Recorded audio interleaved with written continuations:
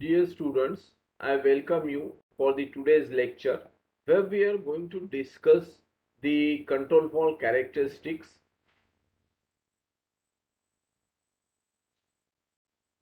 The actuators are there and these actuators are used to position the control valve in a particular position. The diaphragm, the actuator that is spring loaded, and this actuator has a shaft, and this actuator shaft which is further connected to a stem, and that stem is connected to a plug. Here it is the percentage marking that is shown how much that valve is open or closed. So these actuators typically accept 3 to 15 psig signal to move a diaphragm, which in turn moves a connected valve stem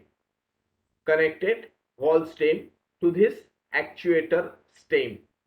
So pneumatic positional actuator that will fail into the pneumatically de-energized position. So the interference to the control system for positional actuator is typically through the I to P converter, because the controller is having the current. It's an electronic device and your control valve requires a pressure signal to operate it. Yesterday we have seen that the pressure that can be supplied either from the top or that can be supplied from the bottom of this cylinder. In between that, a diaphragm and the actuator that is also available.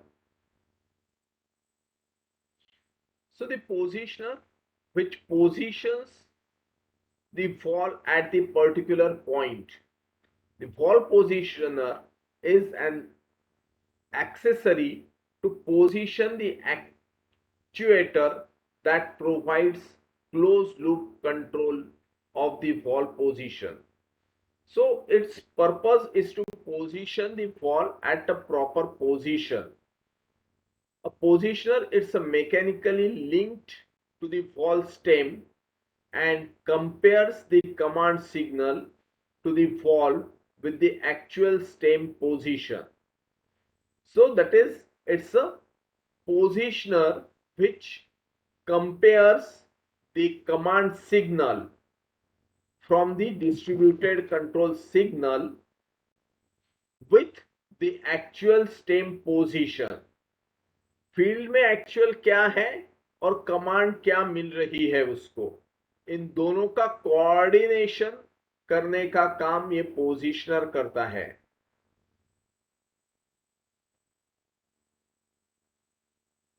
Now, even though all these arrangements are there is a non-ideal behavior of the controller that is observed. That is the hysteresis loop that is developed, or the dead band that is also developed. That is different flows obtained when one value opening and closing at a same valve position. Now if this is the valve position at the opening, or say this is the valve position at the time of opening, this upward arrow is for the opening of the valve. So valve position that is opened at this point for this command of instructions, it changes, but however at the time of the closing it is at a different position. So while opening and closing, you can have the different valve positions depending on your signal.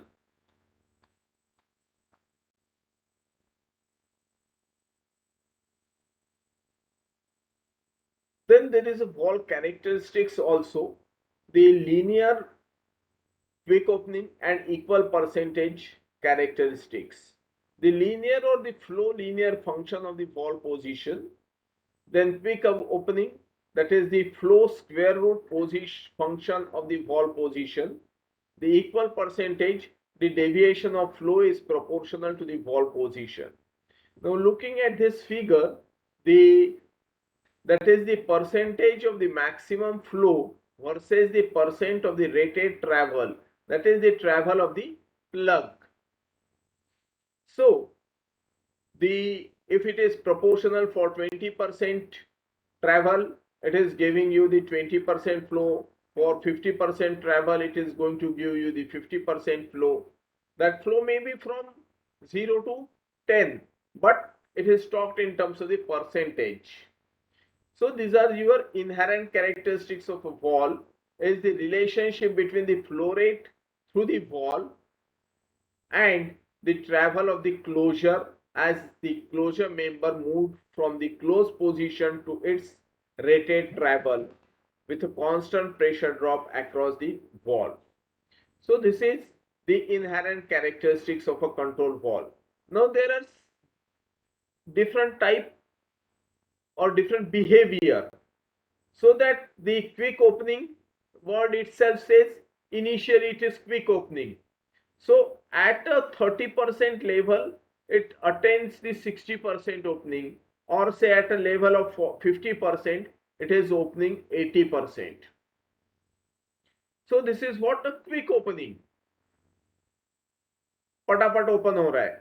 So 50% stem travel में ही 80% opening हो चुका है, 80% flow मिल रहा है मेरे को. This is all depending on the operating range of the flow. मेरी operating range of the flow क्या है, उसके ऊपर मेरे को डिसाइड करने का है this linear characteristics.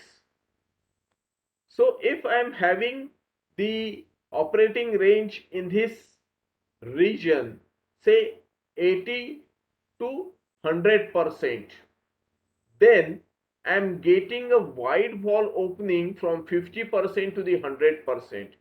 Only 20% flow I am going to manipulate, but my stem wall position is from 50% to 100%. So for a wider movement of the stem, I can able to control the 20% of the flow only, and that is what the operating range of a control wall is dependent on these characteristics. In case of an equal percentage wall, that is the initially there is a very less flow for the higher values of the opening, but after 70% to 30%, the 70% of the flow you will get. So all these are your inherent characteristics. That is, you can look at these equal percentage values where you will get the maximum flow, that is for 0 wall opening, 0 flow and 0 gain. Then 20% 6.25, 40% 12.5, for 60% only 25% of the flow I am getting, and the gain is 0.417. So from 60 to 100% wall opening, I can play with a 25 to 100% of the flow. So similarly, in case of linear wall, it is directly proportional. For 0 to 0. For 20% wall opening, you will get the 20% flow. For 40% wall opening, 40% flow, and the gain is already 1 for all these things.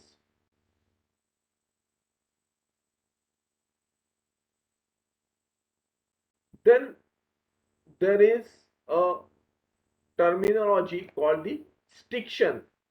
Striction, it's a combination of the words stick and the friction. So it occurs when the force required to start the wall movement is much greater than the force required to keep the wall in a moving condition. Your hysteresis and the dead bands, they are also occurring. Control wall, that is your completely mechanical part that is there. So there can be the different situations, that is wear and tear and deceleration or deterioration with the time that will be happening for your control valve. So measuring devices are very robust, in which the controller and the positioner, they are all the electronic parts, but the mechanical part is your control valve. And because of this wear and tear and deterioration with the time, there can be this dead band and hysteresis losses will be there. So because of this friction which is between the packing friction and loose linkages, that can also be there. So pressure drop that will also occur. But out of this, the stiction, it occurs when the force required to start the valve moving is much greater than the force required to keep the valve moving. That is, when stiction is present, it will keep a valve from moving from the small change in its position command. And then when enough force is applied, the actuator overcomes this initial resistance.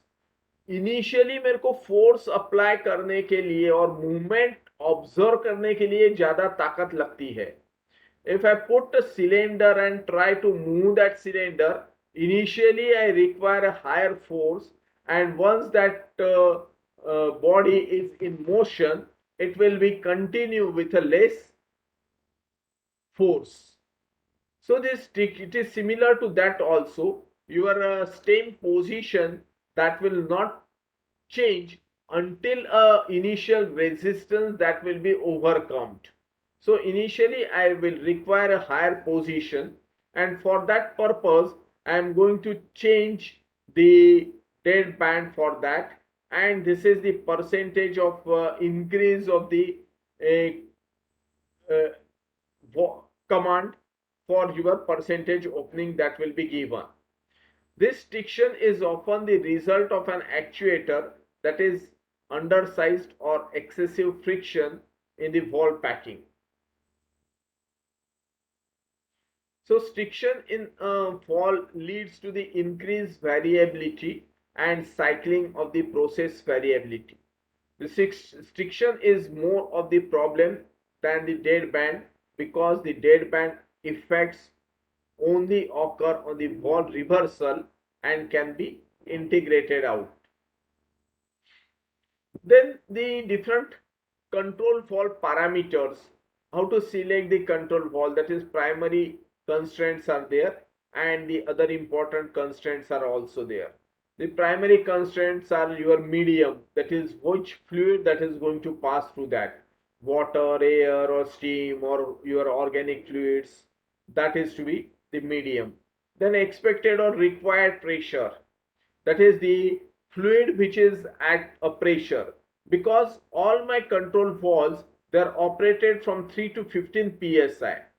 As this 3 to 15 psi pressure that is there, and this is exerted on my diaphragm.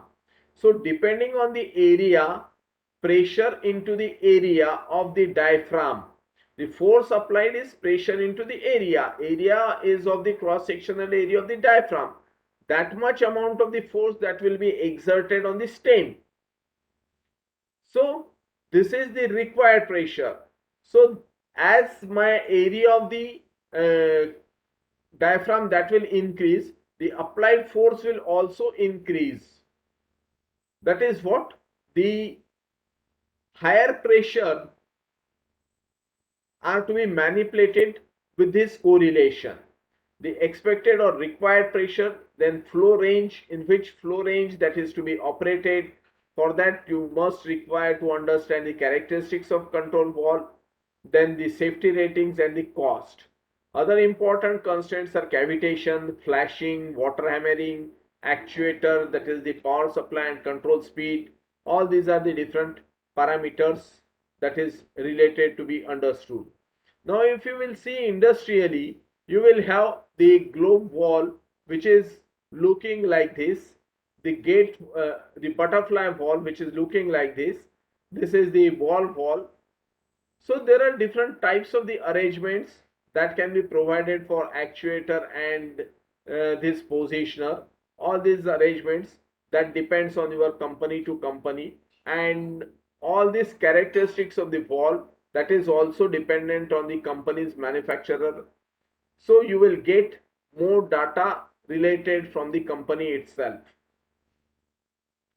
These are your normal valves.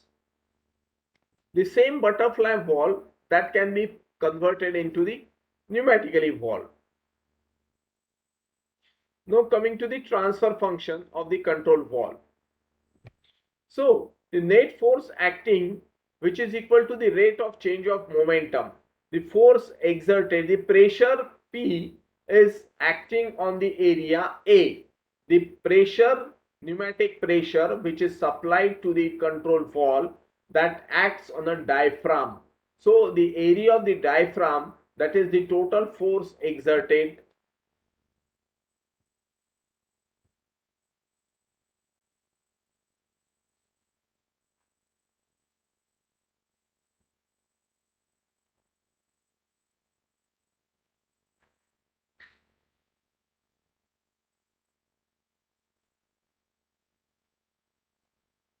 And this diaphragm is connected to the stem.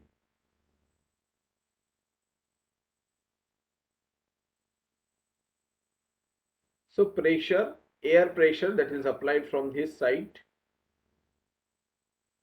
so that it is the cross-sectional area A of the diaphragm that is to be considered. This is the applied pressure P. Pressure P into the cross-sectional area, that much amount of the force that is applied. Now what it is going to resist? Resist is the stem movement. Stem movement, that will be the resisting force, and there is a spring that is attached to this diaphragm. Cx, C is your spring constant and x is the stem movement. This stem that is moving in the y direction or vertical position, that is your x distance. And there is a certain packing which is provided to prevent the leakage from this valve, and this is going to give me the friction. So dF is the friction that depends on change in the distance per unit time, and this is all balanced by the rate of change of momentum, which is nothing but the weight into the acceleration. So d2x upon dt square, where on simplification and dividing it by the c, you will get w upon c as your torque square and F upon C as your 2 phi torque. So this equation becomes reduced to this, and taking the inverse Laplace transform, you will have the transfer function for the control valve as the second order system. But with the simplicity, we are assuming the weight of the stem is to be negligible. Stem weight, that is considered to be the negligible. So the term W upon C gets negligible. W upon C, this term of torque gets negligible, and your transfer function reduces to the first order system, that is KFC S plus 1, where tau dash, which is equal to the F upon C, where here tau is your W upon under root of W upon C. So here it is the F upon C. So for general or simplified purpose, we are taking sometimes the transfer function of the control valve, that is the first order system also. Now if this is the relationship between the distance traveled and the applied pressure. X is your distance traveled by the stem, and P is the applied pressure. Similarly, when you put the flow rate against the applied pressure, you will also get the first order transfer function.